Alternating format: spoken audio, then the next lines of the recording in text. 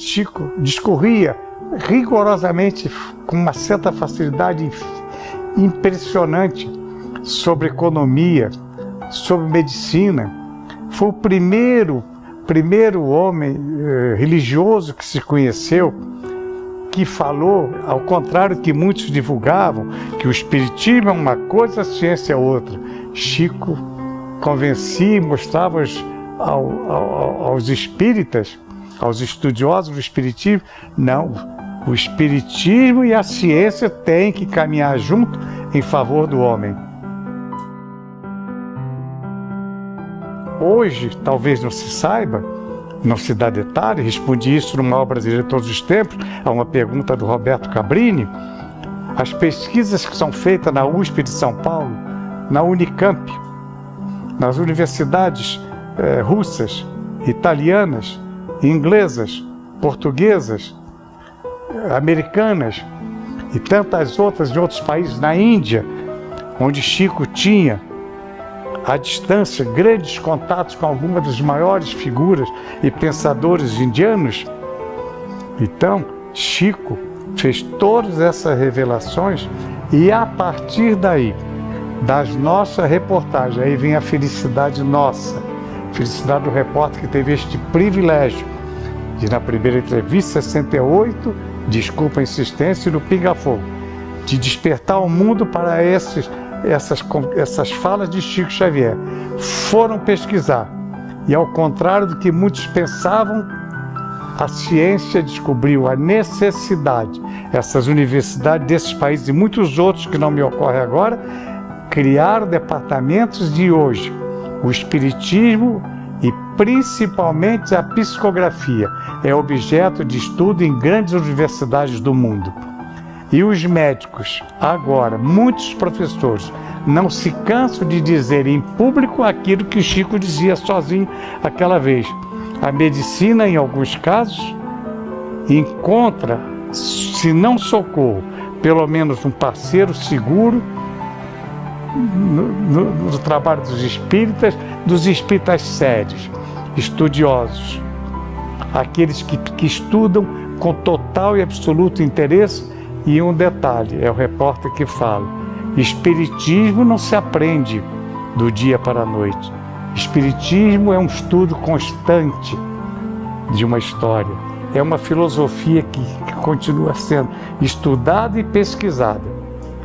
Conheci nessa minha trajetória pelo Brasil, nas minhas palestras sobre Chico Xavier, alguns grandes figuras do espiritismo.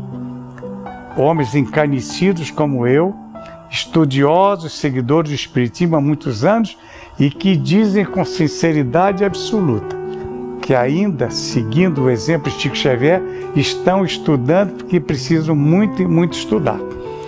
Então também não é fácil alguém querer chegar, ou talvez seja fácil alguém chegar e dizer eu sou espírita, sem conhecer os fundamentos, sem conhecer desde Kardec, há 209 anos nascido, ou pouco mais do que isso, 210 anos de nascimento, mais ou menos, se não me engano, tudo que Allan Kardec deixou no Livro dos Espíritos e todo aquele trabalho que encontrou um seguidor sério no mundo e divulgador disso, Chico Xavier. A sabedoria do Chico, eu gostaria de deixar isso registrado. Quando eu consegui a primeira entrevista com Chico Xavier e principalmente levá-lo para o Pinga Fogo, grandes entidades espíritas, nacionais e estaduais, estão todas aí em plena atividade. Portanto, os líderes espíritas escreveram cartas, e vou publicar uma dessas cartas no meu próximo livro, censurando o Chico e dizendo que se preocupavam muito com a exposição dele na mídia, que isso seria prejudicial ao espiritismo. Como é que os espíritos consideram o espiritismo? Como uma ciência experimental ou uma religião?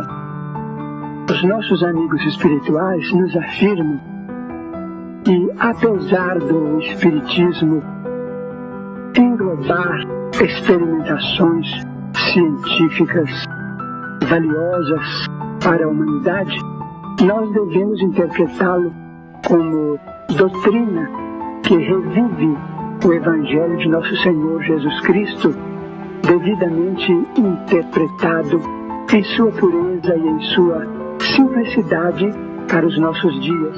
Entretanto, quando eu fiz a primeira entrevista com o Chico, em 68, ele me fez, terminada a entrevista, de Saulo, recebi uma missão de Emmanuel. Depois da entrevista feita, as fitas já estavam no carro e seguindo para São Paulo. A equipe estava se despedindo, eu fiquei um pouco mais com ele. Emmanuel me disse, quando eu completasse o 100º livro, que eu iria escolher um repórter para fazer a reportagem verdadeira e necessária sobre o Espiritismo. E eu estou aqui 45 anos depois, podendo contar um pouco dessa história. 46 faz dia 2 de maio. Com seriedade, divulgando aquilo que Chico me revelou. Ele mesmo se encarregou. Eu preservei o segredo e ele, com habilidade fantástica, que só um ser iluminado e realmente um ser, um mensageiro, como ele era, de outras forças superiores, poderia trazer. Cada uma dessas histórias, no momento certo, nesse, naquele programa, nessa ou aquela entrevista, Chico foi colocando. Chico não gostava de ouvir a palavra sábio. Ele era muito mais do que isso.